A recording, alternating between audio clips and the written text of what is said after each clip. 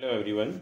तो Anderson classes के अंदर जो टॉपिक आज है वो सीआरपीसी 1973 का जो टॉपिक है उसमें जो एक टॉपिक दिया गया है समरी ट्रायल, ये समझाया गया है सेक्शन 260 से लेकर 265 के बीच में। तो इंट्रोडक्शन के अंदर हम कहेंगे कि the summary trial is a type of the trial in which the matters are resolved quickly and the procedure is shortened and proceedings are recorded quickly. Then the small offenses are tried in the summary trials and the complicated trials are reserved for the summons and the warrant trials. कहने का मतलब ये है कि जो small offences हैं वही लिए जाएंगे समरी ट्रायल्स के अंदर और जो कॉम्प्लिकेटेड ट्रायल्स होते हैं वो समन या वारंट ट्रायल के अंदर भेजे जाएंगे, यानी उसमें लिए जाएंगे। तो समरी ट्रायल के अंदर अगर अपन चार्ट के फॉर्म में समझें तो तीन चीज़ें इसमें इंपॉर्टेंट हो गई। One is quickly, second is shorten and third is recorded, यानी फास्ट और क्विक हो, छोटा हो और रिकॉर्डेड फॉर्म में हो। तो अब आते हैं अपन डेफिनेशन पार्ट पे। समरी ट्रायल की जो है डेफिनेशन, यानी the summary trial has not been defined in the CrPC के अंदर इसको डिफाइन नहीं किया गया है, लेकिन जो वुडरूफ हुए थे जो स्कॉलर, उन्होंने ये जो है एक्सप्लेन किया था कि उनके according it is A recording of the proceeding in the summary. अब आता है पॉइंट की एक्सप्लेनेशन, हम कैसे इसको एक्सप्लेन, किस में एक्सप्लेन किया गया है। तो summary trial has been explained in the section 260 to 265 of the CrPC 1973। एक फेमस केस लॉ था इसमें, वी.के. अग्रवाल वर्सेस बसंत भगवान जी भाटिया AR 1988।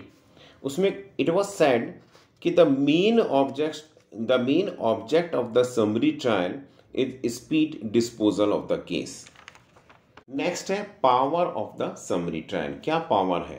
तो जो power of the summary trial has been given in the section 260 of the CrPC 1973 to the following. First, JMFC who has been empowered by the High Court, then Metropolitan Magistrate and CJM.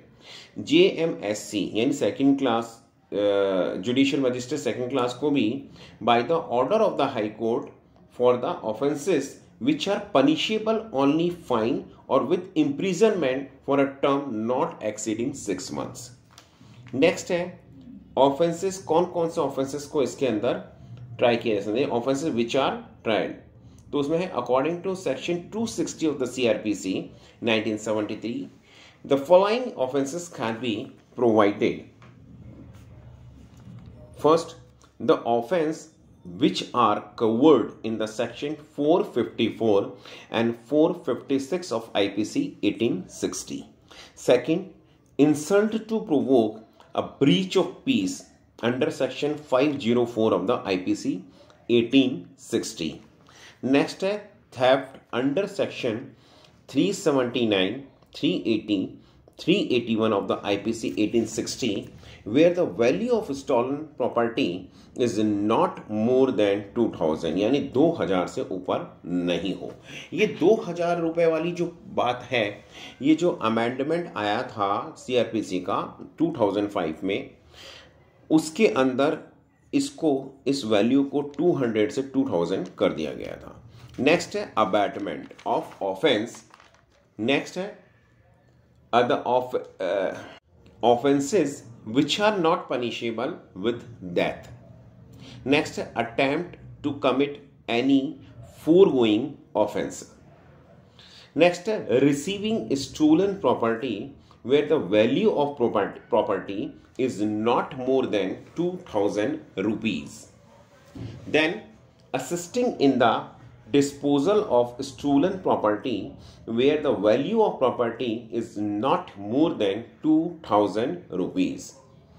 Then complaint may be under section 20 of the Cattle Trespass Act 1871. अब आता है कि what is the procedure of the summary trial. The procedure of the summary trial has been explained in section 262 of CRPC 1973. It says that no sentence of imprisonment for a term exceeding 3 months shall be passed. Next आता है the record of the summary trial.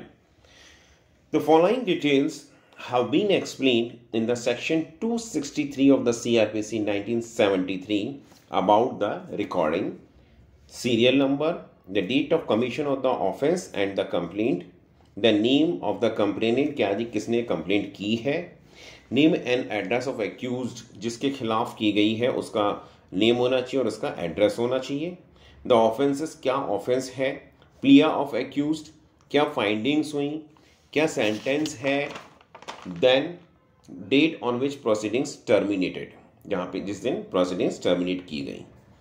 Next part आता है judgement. तो judgement के अंदर क्या होगा, it has been explain in the section 264 of CRPC 1973 that the judgment should also be summary type. Then आता है language. According to the section 265 of CRPC 1973, the language of the record and the judgment should be language of the court. यानी जो language, जिस language के अंदर judgement लिखा गया है या रिकॉर्ड किया गया है, वो लैंग्वेज कोर्ट की लैंग्वेज होनी चाहिए, लीगल लैंग्वेज होनी चाहिए. इसमें एक फेमस केस लॉ था, Surendra Singh versus state of UP, AIR 1954. In this, it was said by the court that the record and the judgment shall be signed by the magistrate. यानी जो भी रिकॉर्ड होगा और जो जजमेंट होगा वो मजिस्ट्रेट के द्वारा साइन किया होना चाहिए properly. Now the last part is the conclusion. So what is the conclusion in the last, अपन मतलब इसको किस तरह से समझे कि क्या इसका निष्कर्ष निकलता है, वो ये है, the summary trial has been explain in the section 260 to 265 of CRPC 1973 and the sentence of imprisonment should not be more than 3 months and the judgment should be recorded in the language of the